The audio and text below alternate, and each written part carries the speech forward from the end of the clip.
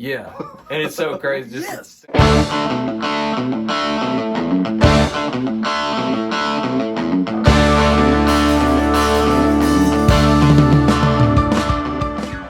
Hey, what's up? I'm Kyle Blankenship. I want to talk some more about our new song, You Could Be New. Hopefully by now you've heard it. If you haven't heard it, definitely go check that out wherever you listen to music. This is my good bud right here, Jameson, Bandy. We've been writing songs together and playing music together for a really long time. I won't even say how long. It's been a minute. Yeah, but thinking about You Could Be New, today we kind of want to talk about like the birth of the music before we ever even got to the lyrics. And so I think initially, Tyler, you sent me just like a little clip of kind of that main, but it wasn't like it is.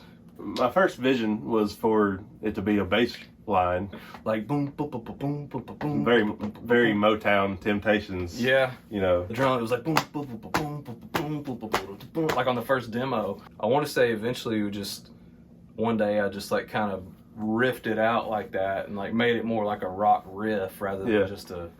And that, I think that was our original vision of it. You know, back when we first came up with that line. Yeah.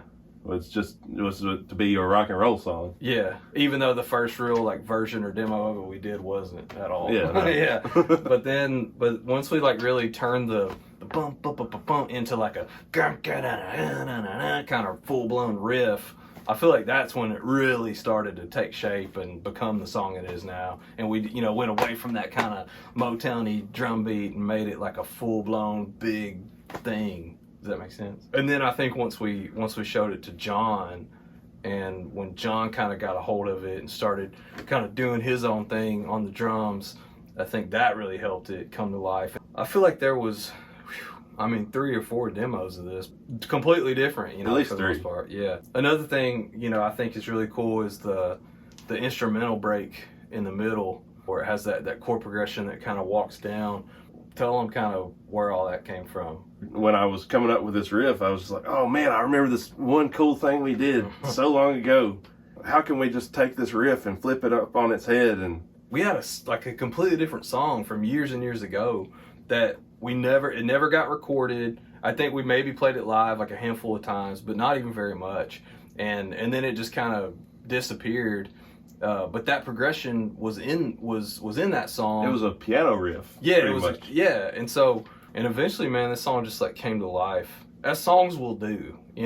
It's weird because I have people ask me all the time about like my writing process, and I don't really have one. It's never the same. Yeah, I don't. Song to song. And a lot of the songs that we've had over the years, and even like the songs from the album a couple years ago, Nowhere to Be Found, and these new songs, a lot of them, Tyler will just send me a little quick clip of something he comes up with on the fly, and he'll just go lay it down real quick, on just a little scratch recording, and then he'll send it to me, and it'll be 30 seconds. And it'll just be a guitar riff. When I'm in the zone, I'm blowing his phone up. It's like 5-10 a day. Yeah. And so he'll send me all these little things and be like, I don't know if any of the what we can do with any of these, but here's a bunch of stuff, And so it's great because he's really good at that. And then I think one of my strengths is really kind of building things out once I have a starting point, And so it's good that I have somebody to supply me with some starting points, So that's kind of why we've always, I think, made a pretty good team. So, but I think You Could Be New is really a great example of whatever kind of process we have. I think this is the perfect example of it because it's like it started with you sending me something. I started to build it out.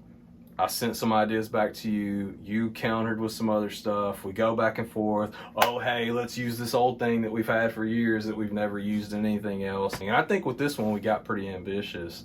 It was like, hey, well, let's add horns. Oh, man, it'd be cool if we had a choir at the end, And well, that was in the books, on the plans from the beginning. As soon as you sent me the boom, boom, boom, boom, boom from the beginning, we got to have horns and a choir. See, I didn't even know that, but yeah. So yeah, I think we got ambitious, which was really cool. I think Colton really turned it out on the production side of things, being able to to go into such an awesome studio like Blackbird and have those type of resources where we could, you know, bring in some singers, bring in some horns, use a bunch of really cool instruments and amps. And man, I think the sound of it, I just absolutely love how it turned out. Think about where it came from to where it turned into, man. It's just super, super cool. I like it. Rock and roll. That's it. So again, you know, if you haven't listened to the song yet, it's called You Could Be New. We'll link it here. Check it out wherever you listen to music, and we've got lots more to come. So stay tuned. Make sure you subscribe to the channel if you're not doing that already. Thank you so much for listening.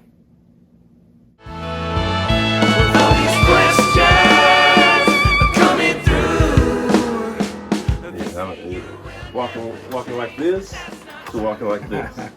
Yeah. I don't know.